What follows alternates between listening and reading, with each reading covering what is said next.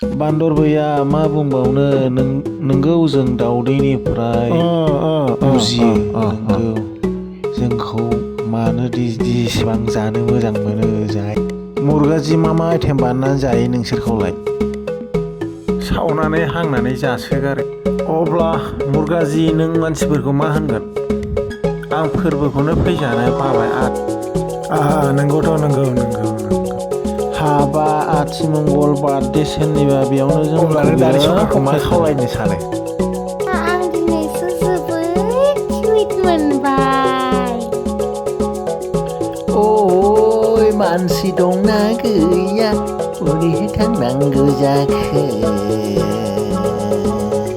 बेलं बेलं नायबाबो आङो माथो नुवाखसै ओइ लोगो हेलो फ्रेंड्स मेरे चैनल को कृपया सब्सक्राइब कीजिए अब मैं अच्छे वीडियो ला सकते हैं बना सकते हैं आंनि चैनलखौ अननानै सब्सक्राइब खालामना हो लोगोफोर